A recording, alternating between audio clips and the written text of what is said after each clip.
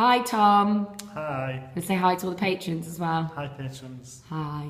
So I'm here with Tom today because I'm here to talk about the music that's going on behind this project. Yee. So first of all, when Bryony comes to you with an idea, and what is your process about working out what it should sound like? Actually, that's quite an interesting question because there is one, and it's typically the same. And we start to talk about influences, about what the kind of sound, the sort of general sound world will be, and that comes from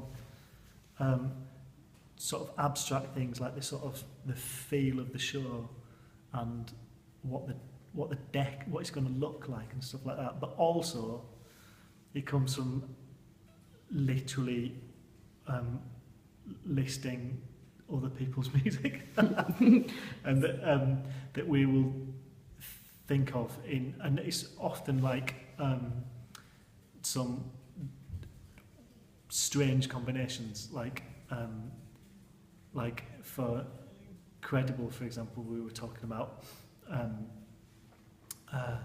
like sort of late 90s R&B and Hildegard von Bingen, and wondering how they might Meet.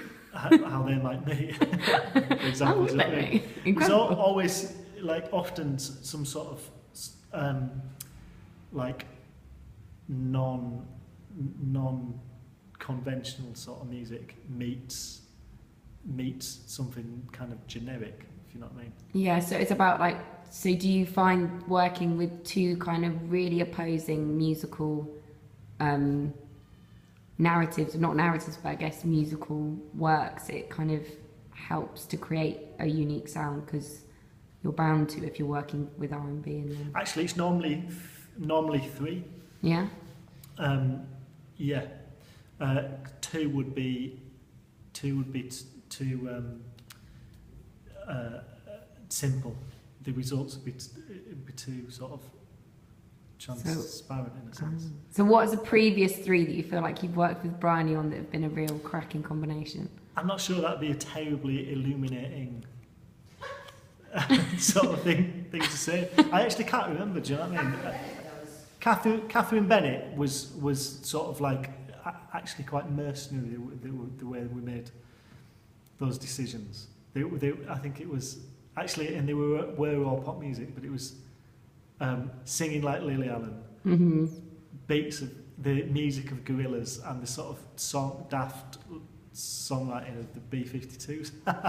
I'm not sure. Great. Totally that, I remember having that conversation. There was no Hildegard von Bingen or Stockhausen or something involved. Yeah, actually, we made that up with Taylor. We played a million different pieces of music. We're like, what about this? She's like, what is that? And we'd be like, it's Radiohead or something. Do you know what I mean? Yeah. Get it off. That must have been fun. It was great, yeah. I think I remember we played a John Cage. We talked to her about 4 minutes 33 by John Cage. She was just like, what? She is 9 though, so... Yeah. So for you, so is there, with this project, do you feel like, because obviously this is at such a beginning point, do you feel like you're grabbing onto any kind of, do you have a triple threat in mind at the moment, or do you feel like that's going to be? No, at the moment there's about like 17 of them, which I think we will sort of get down, but we're starting to sort of like have some sort of abstract conversations about what the sound's going to be like. I think this might be slightly complicated, but Go on. so, It's not. Best not. like maybe complicated is not the word, but like in my mind I can hear sort of things going downwards in Yeah. pitch and nature, wind, Well, yeah, because you're essentially setting up an atmosphere. It's not just about the music. The musicality is the soundscape of the show. It's not just the literal lyrics and songs. Yeah. It's about the whole thing. Very atmospheric, Sean. There's a couple of other references though.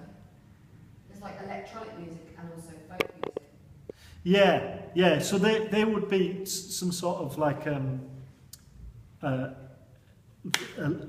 layering on top of each other of electronics, but also some kind of, like we were talking about, kind of frontier music sort of thing, whatever that is. But Yeah, it's what is definitely- definitely involved. It's definitely not drum machines and synthesizers. Do you know what I mean? No.